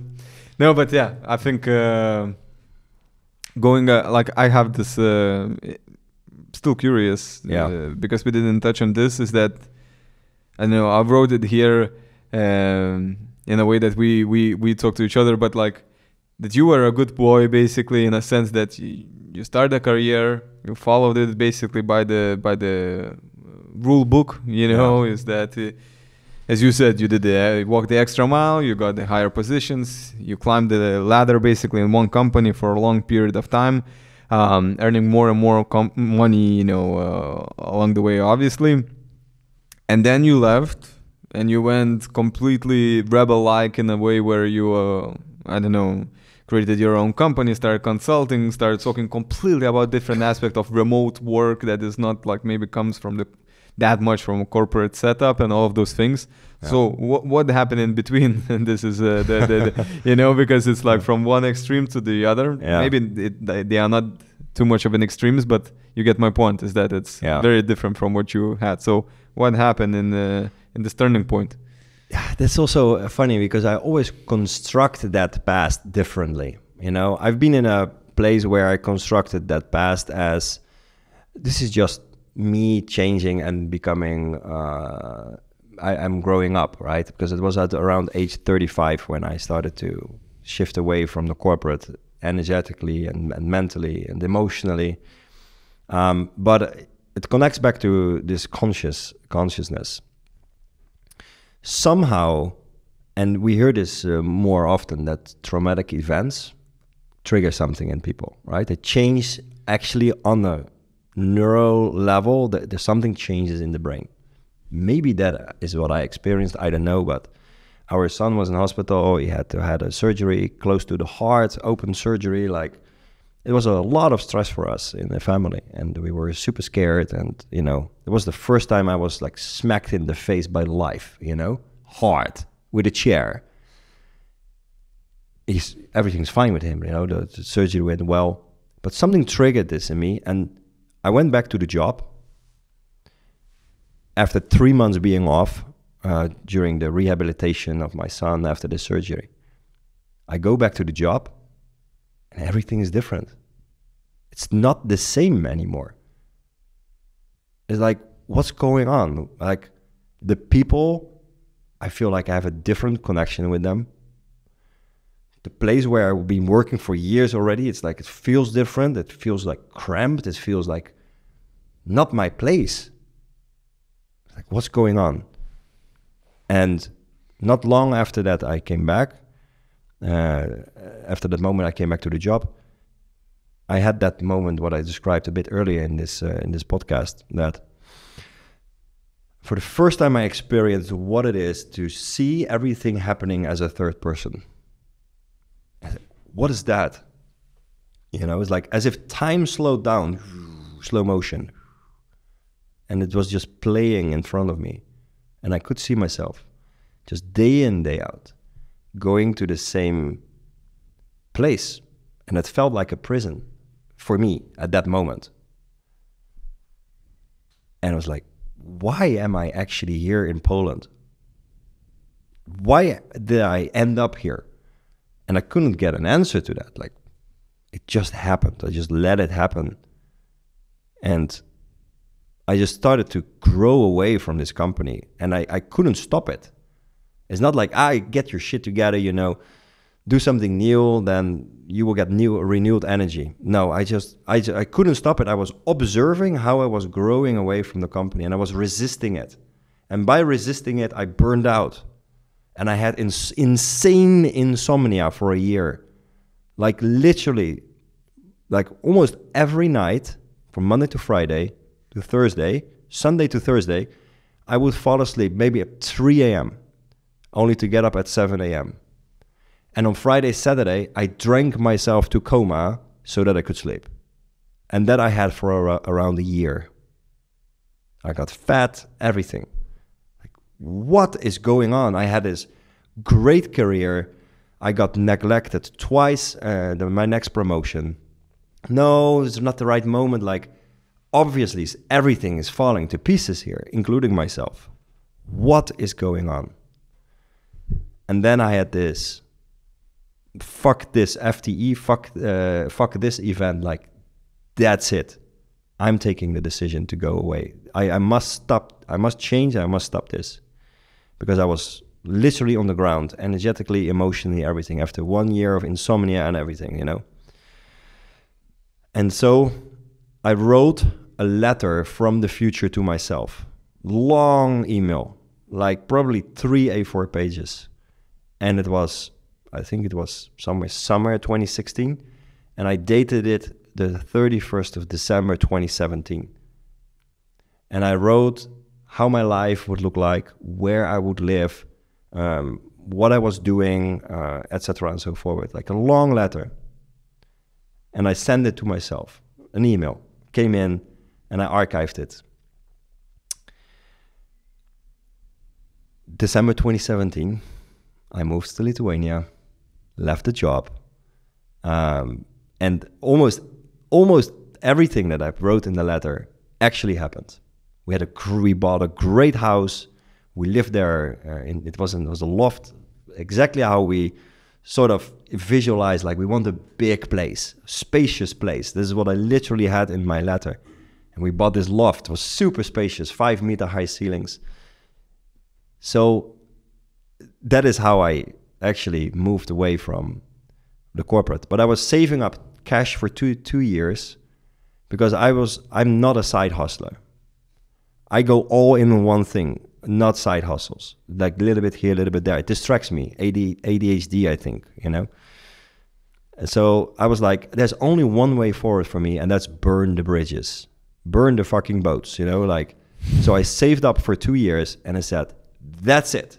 Here you have your high 6-figure salary, your car, your apartment, your pension fund, your kindergarten that you're paying for me. Thank you. I'm very grateful that I got this, but I don't want it anymore. Nobody could understand why I did that. Why are you putting a point next to your career and you're going to something so unsecure? And I said to myself, in 2 years, I will break even. In 2 years, I will be able to build a business and make money. The first year I broke even. And now I'm doing this for 6 years. So that's the story how I left H&M.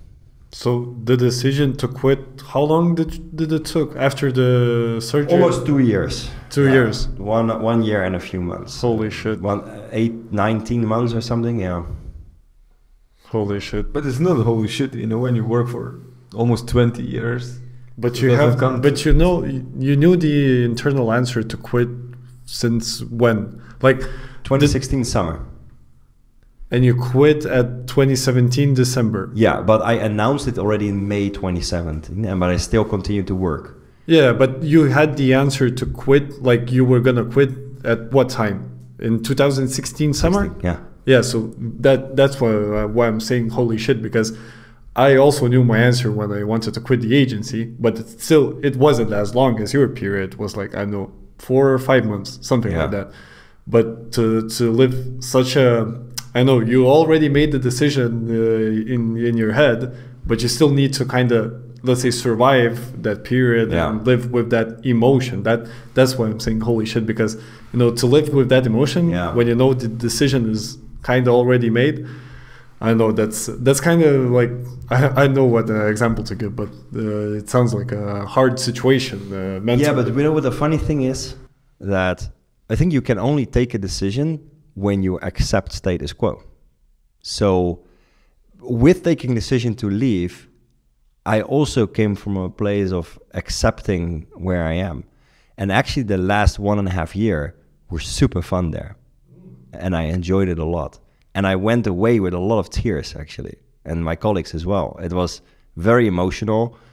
I look back with so much joy now because I left on the right moment. it didn't leave in the moment where I had the resentment. The resentment was already past me when I took the decision. That's when I let go also of the resentment towards the company. It wasn't the company, it was me. Yeah? It's a great company to work for. They have an awesome culture. I had great colleagues. And I worked really in a high performance team. If there's, I will probably never match that. What I had with there in these last years in Poland, that is a high performance team. We were worldwide known by all logistic organizations, and there are like 37. Those guys in Poland, they're killing it. Like, we were so much ahead of the rest. It's because we had this culture, teamwork. It was on the top, and I left it. I left on the top, so to say. Do you think that you could have stayed there longer? No. No? Okay. No. It took me 4 years to really let it fully go. After 20 years being there, it was like 4 years of just letting it go. Like, I'm not there anymore. I was sometimes still thinking about work, even 4 years later. And what was the moment that you let it go finally? I don't know, it just faded away, I think, over time. Okay. Yeah. Okay. Makes sense. Okay, so it's almost 9 p.m. Right now. So let's head to the, I guess, let's say, final questions of the podcast, because we also have to sleep and to perform tomorrow. So we usually have these, I know, traditional questions plus guest questions. So what is the guest question? The previous guest of the podcast gives a question to you. So his question was, what? Who's the guest? The previous guest was Jonas Miklovas, and he's the director of basketnews.com. I don't know if you've heard this. How to say again? Basketnews.com. No, I don't know it. Basically, it's the biggest Lithuanian site for getting news on basketball. Yeah, that makes sense. Yeah. So his question is, what would you advise to a 20-year-old yourself? Oh, yeah, I love that question. Yeah. Would there be any advice? Yeah, I think there would be many. Although I do really accept everything that happens. So I don't have regret on anything. Even not the substance abuse, because it formed me to what who I am today, and I'm happy with who I am today. But if there would be one thing that I would advise my 20-year-old self, it would definitely be to be much more curious to the world outside of my world, what's going on, than just my little world that I was living in. Even though I had a career at 20, not really yet, but I was living just such a reduced life. I would say, start reading, start traveling, meet people, explore entrepreneurship already at that age. I didn't know entrepreneurship was a thing until I was like 29 or something, That's what I would tell, yeah. What's the best advice that you have ever received? I love that question, and that's difficult to choose which one, because I had the luck of meeting so many people that gave so many beautiful advices.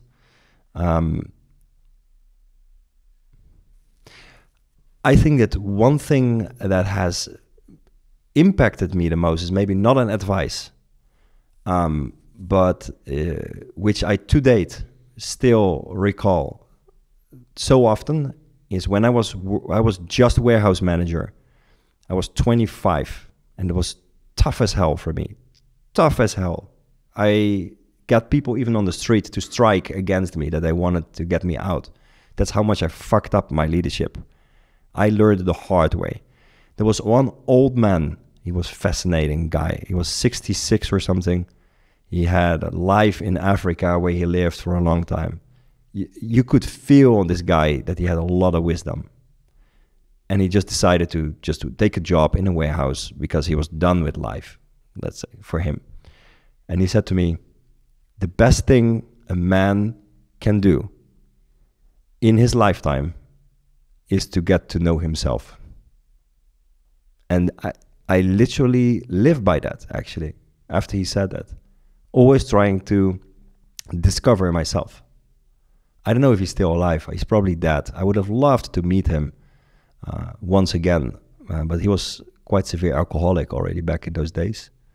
I'm sure he's not alive anymore, but yeah, that's the best advice I got, I guess. Awesome. What's the worst advice that you ever received?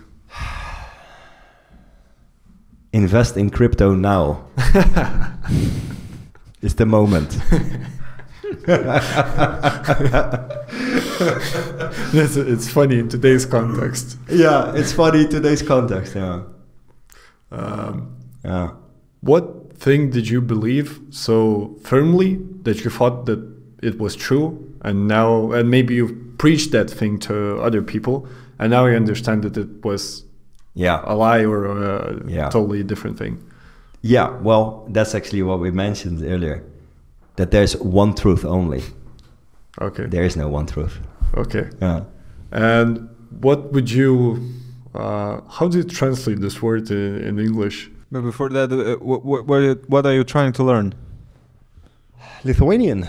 I'm taking weekly lessons now. From 1 to 10, how difficult would you say it is for you? Difficult. Yeah, 8 out of 10.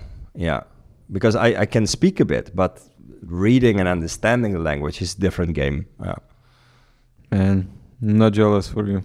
I have my lesson tomorrow at 2 again, so we'll see. Good luck then. Last week we spoke about the kitchen and all the kitchen utensils and...